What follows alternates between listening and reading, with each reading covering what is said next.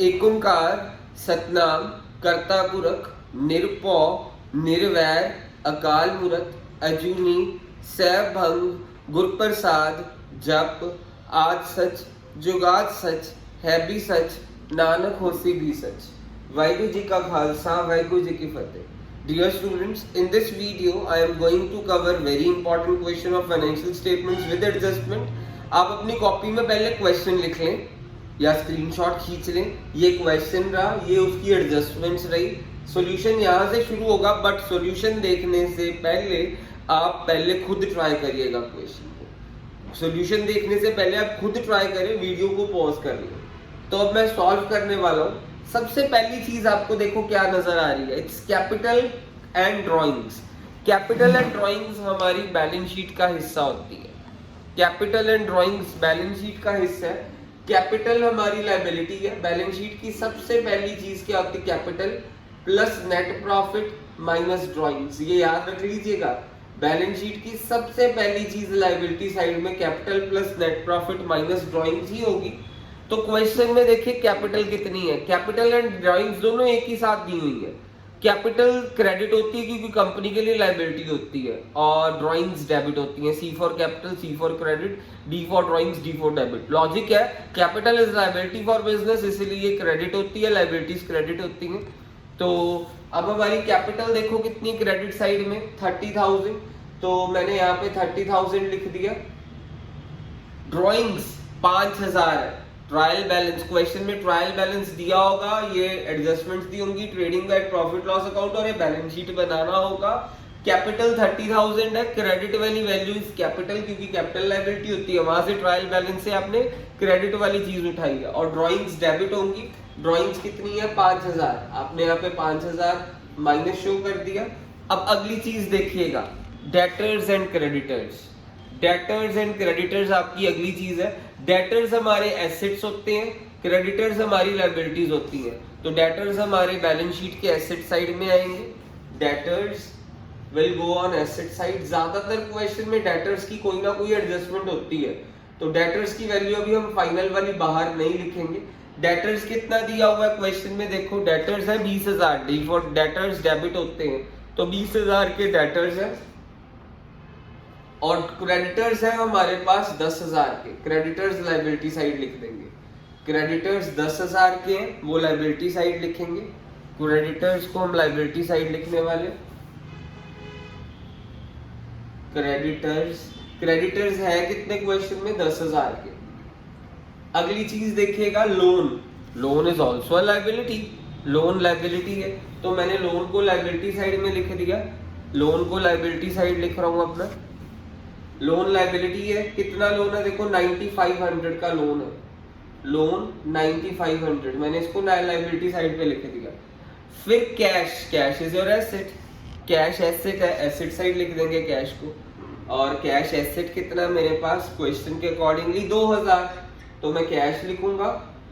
Debtor की क्योंकि adjustments है 2-3, तो इसीलिए हमने कैश को लिख दिया थोड़ा इधर, और हमारा बाहर वैल्यू आ गई अमाउंट में, क्योंकि कैश की तो कोई एडजस्टमेंट नहीं है, तो कैश भी लिख दिया। अब अगली चीज देखिए, प्रोविजन फॉर डाउटफुल डेट।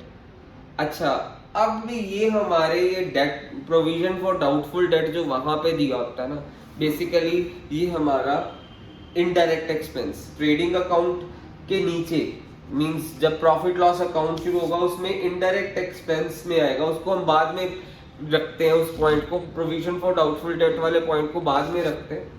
अब stock as on 1 April 2013, trial balance कब दिया हुआ है, 2014 को। क्वेश्चन में ट्रायल बैलेंस आपको 2014 को दिया हुआ है। सो क्वेश्चन देखिएगा, उसमें ट्रायल बैलेंस 2014 का दिया हुआ है, और आपको वो देखिए स्टॉक कितना दिया हुआ है क्वेश्चन में, 2013, 1 अप्रैल 2013, तो वो ओपनिंग स्टॉक है। तो मींस 2 ओपनिंग स्टॉक लिख देंगे हम, 2 ओपनिंग स्टॉक। सो 1 अप्रैल 2013 को ओपनिंग स्टॉक है। ओपनिंग स्टॉक ट्रेडिंग अकाउंट की पहली चीज है। 2 ओपनिंग स्टॉक। ओपनिंग स्टॉक कितना मेरे पास, 6800, मैंने यहाँ पे 6800 लिख दिया। 2 ओपनिंग स्टॉक 6800। अच्छा, अब अगली चीज देखें, ओपनिंग स्टॉक के बाद motor vehicle. Motor vehicle is an asset, तो मोटर व्हीकल को मैंने एसेट साइड में तो लिख दिया, पर इसकी एडजस्टमेंट है। सबसे पहली एडजस्टमेंट मोटर व्हीकल पे डेप्रिसिएशन 20% पर एनम लगनी है। देखो मोटर व्हीकल को एसेट साइड लिख दिया, मोटर व्हीकल को एसेट साइड पे लिख दिया। कितना मोटर व्हीकल, मैंने यहाँ पे मोटर व्हीकल 20,000 का है क्वेश्चन में, नहीं 10,000 का मोटर व्हीकल क्वेश्चन में 10,000 का है, तो मैंने 10,000 लिख दिया यहाँ पे एसेट साइड में, क्योंकि एसेट है, और उसमें से डेप्रिसिएशन माइनस कर दी।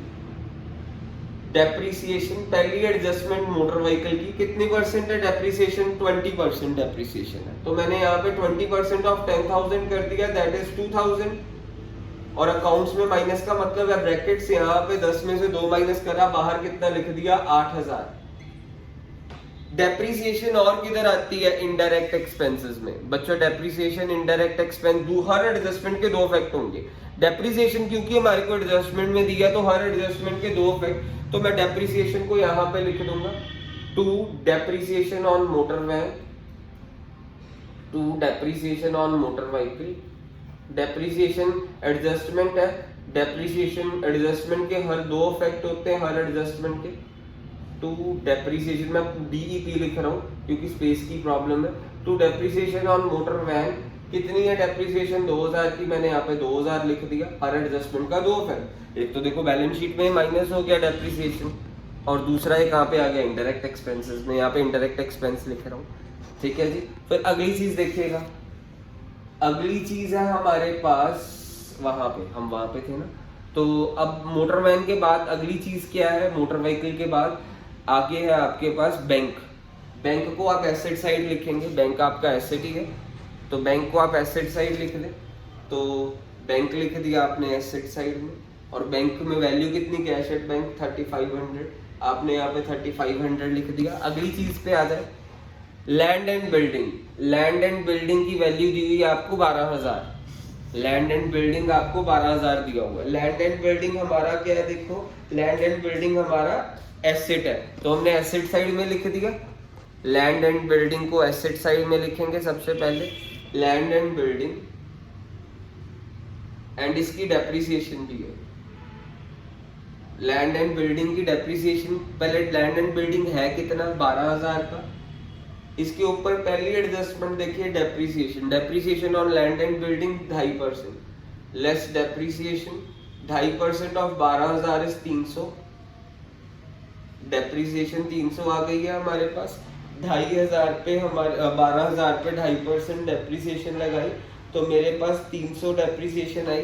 तो यहाँ पे 12,000 में से 300 माइनस कर देंगे, मेरे पास आ गया 11,700।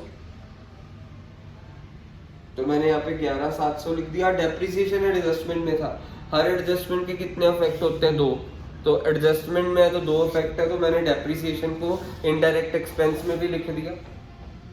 डेप्रिसिएशन इनडायरेक्ट एक्सपेंस है, depreciation on land and building 300 यहाँ पे लिख दिया।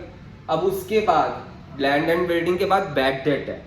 ये बैड डेट बहुत इंपॉर्टेंट एडजस्टमेंट है। बैड डेट के लिए आप इनडायरेक्ट एक्सपेंस ही है, बैड डेट मीन्स कोई पैसा लेके भाग गया, तो बैड डेट के लिए आपको गाना याद रखना पड़ेगा, to bad debt plus further bad debt plus further वाले bad debt plus new provision minus old provision. Bad debt plus further वाले bad debt plus new provision minus old provision. आपको पहली और लास्ट चीज ट्रायल बैलेंस में मिलने वाली, आपको पता है, पहली और लास्ट चीज बैड डेट और old provision. Bad debt plus further bad debt plus new provision minus old provision. Bad date और ओल्ड प्रोविजन दोनों ट्रायल बैलेंस से मिलनी है। तो बैड डेट देखो कितनी है हमारे पास, क्वेश्चन के अकॉर्डिंगली बैड डेट है हमारे पास 500, तो मैंने यहाँ पे बैड डेट में कितना लिख दिया 500। ओल्ड प्रोविजन कहाँ पे मिलेगी, ट्रायल बैलेंस में मिलनी है। आपको बोला bad debt and old provision दोनों ट्रायल बैलेंस में मिलेंगी। ओल्ड प्रोविजन कितनी है 700, मैंने यहाँ पे 700 लिख दी।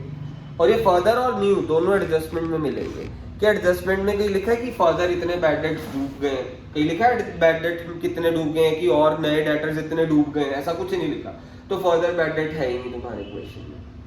एडजस्टमेंट में लिखा होगा कि इतने फर्दर बैड डेट हो गया या इतने एडिशनल बैड डेट हो गया। अगर एडजस्टमेंट में बैड डेट लिखा है तो वो फर्दर वाला बैड डेट है। कुछ भी बैड डेट लिखा एडजस्टमेंट में बैड डेट तो वो फर्दर वाला बैड डेट होगा। न्यू प्रोविजन कितनी होगी? न्यू प्रोविजन 5% ऑफ डेटर्स बोल रहा है। देखो ये एडजस्टमेंट में ही दी हुई है, मैंने आपको बोला था ना फर्दर और न्यू एडजस्टमेंट होगी। नई provision for doubtful date 5% on debtors. अब डेटर्स का 5% करेंगे। डेटर्स देखो थे कितने हमारे पास? डेटर्स थे हमारे पास ये 20,000 के। डेटर्स 20,000 के थे ना, तो डेटर्स का 5% हमारी नई प्रोविजन है, 5% ऑफ डेटर्स। तो 5% ऑफ 20,000 कितना हो गया? 1,000। अच्छा अब हम यहाँ पे फाइनल वैल्यू लिख देंगे, माइनस का मतलब ब्रैकेट। So 1500 minus 700 is 800। 800 ਸਾਡੀ ਆ ਵਾਲੀ ਵੈਲਿਊ ਹੋ ਗਈ ਇਹਨਾਂ ਚਾਰਾਂ ਦੀ। ਸੋ 800 ਰੁਪਏ ਅਸੀਂ ਬਾਹਰ ਲਿਖਿਆ।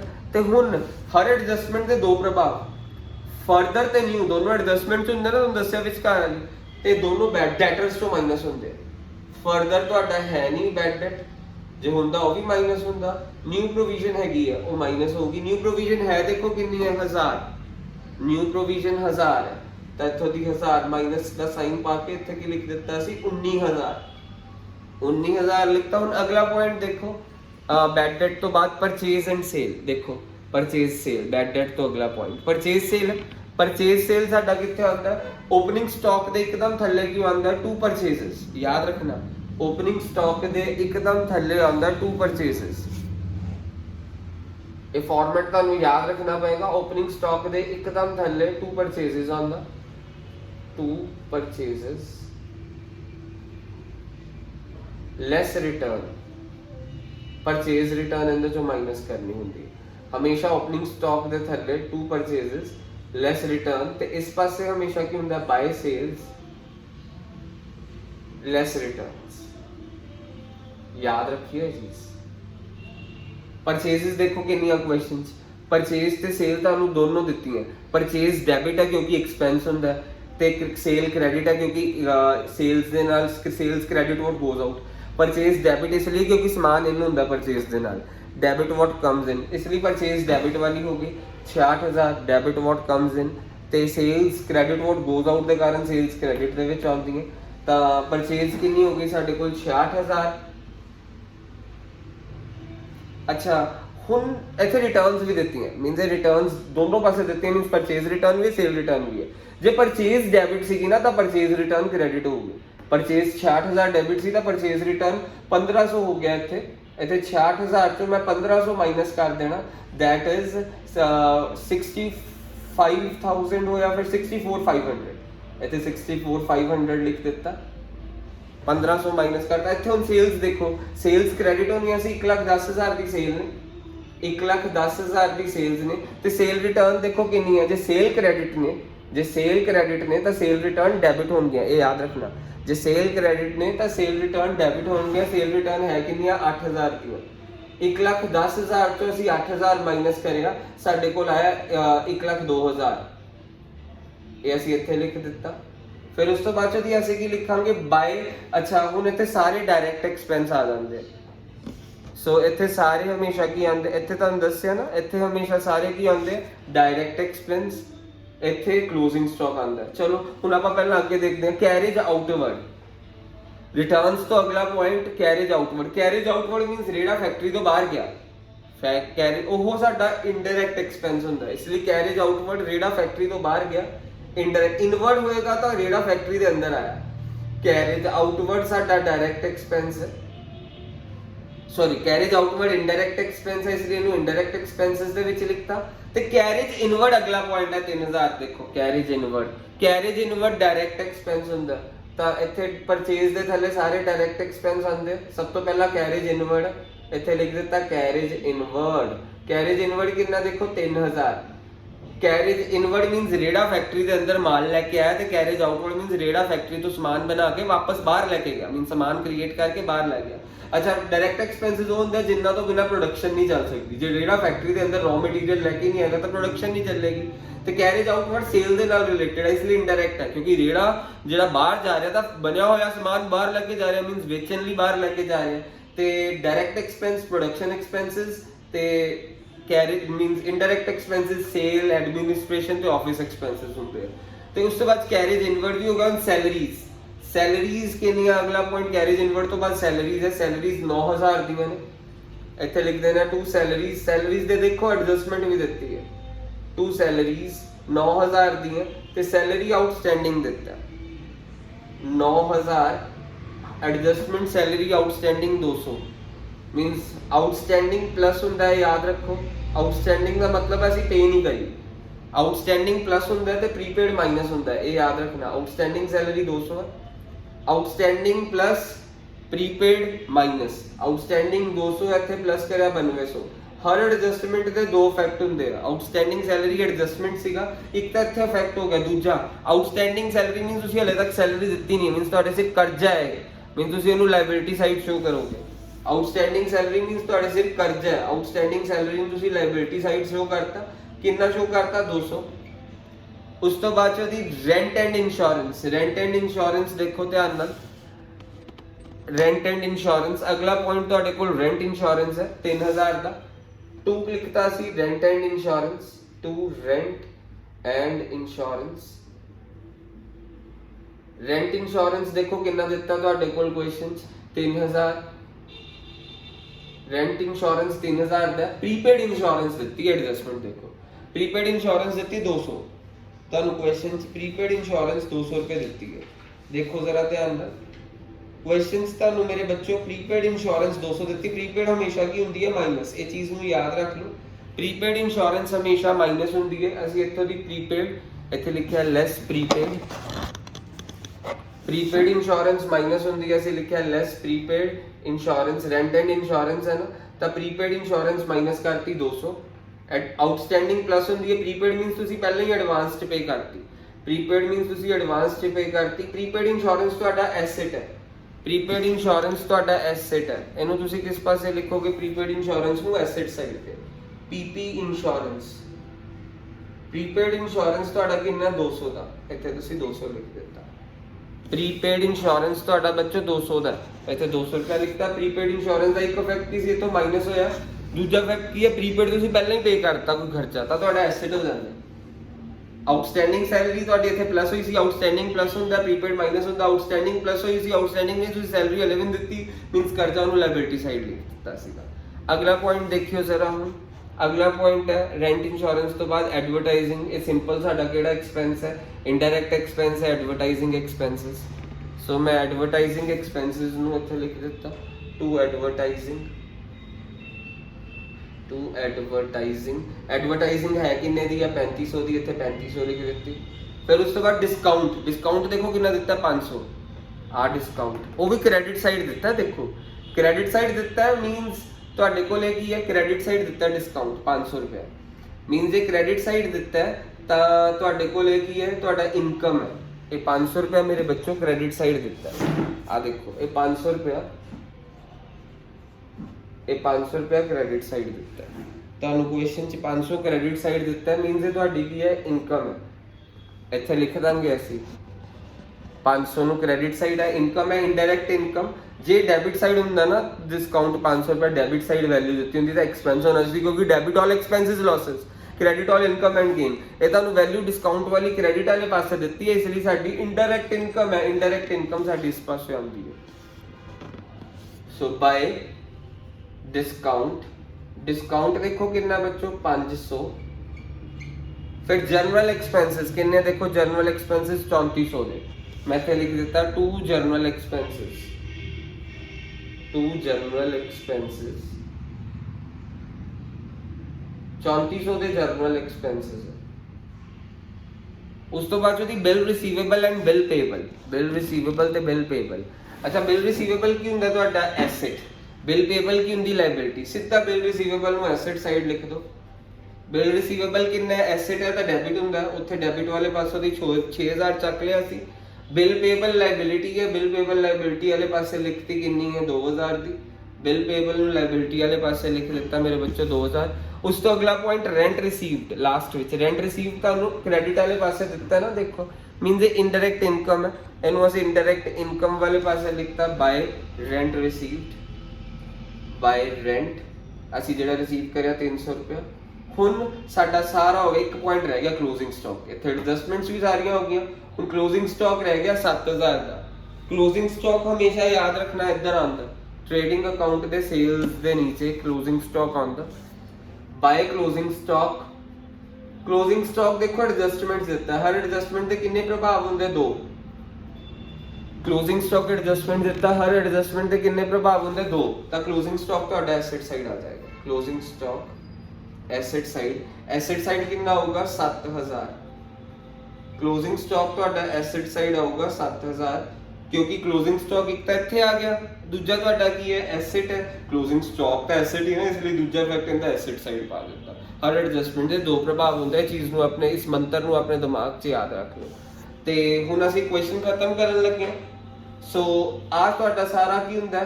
Trading account. ਇੱਥੇ ਤੱਕ ਟ੍ਰੇਡਿੰਗ ਅਕਾਊਂਟ ਦਾ ਟੋਟਲ ਕਰਿਆ ਮੇਰੇ ਕੋਲ, ਇਸ ਪਾਸੇ ਦਾ ਟੋਟਲ ਜ਼ਿਆਦਾ ਵੱਡਾ ਆ ਰਿਹਾ 1,09,000। ਮੈਂ ਇੱਥੇ 1,09,000 ਲਿਖਿਆ, ਇੱਥੇ 1,09,000 ਲਿਖਿਆ, ਤਾਂ ਇੱਥੇ ਵੀ ਕੀ ਲਿਖਾਂਗਾ? 1,09,000। 1,09,000 ਦੇ ਵਿੱਚੋਂ ਦੀ ਇਹ ਸਾਰਾ ਮਾਈਨਸ ਕਰ ਦੇਵਾਂਗਾ। 1,09,000 ਚੋਂ ਇਹ ਸਾਰਾ ਮਾਈਨਸ ਕਰਕੇ ਆਇਆ 34,700। ਇਹ ਚੋਂ ਵੈਲਿਊ ਛੋਟੀ ਸੀਗੀ ਨਾ, ਤਾਂ ਇੱਥੇ ਮੈਂ ਕੀ ਲਿਖ ਦੇਣਾ? 34,700 to gross profit carried down. Gross profit carried down ਕਿੰਨਾ? 34,700। ਇਹ ਗ੍ਰੋਸ ਪ੍ਰੋਫਿਟ ਆ ਗਿਆ। ਜੇ ਤੁਹਾਡਾ ਇੱਥੇ ਆਉਂਦਾ ਬੈਲੈਂਸ ਤਾਂ ਗ੍ਰੋਸ ਲਾਸ ਹੋਣਾ ਸੀ।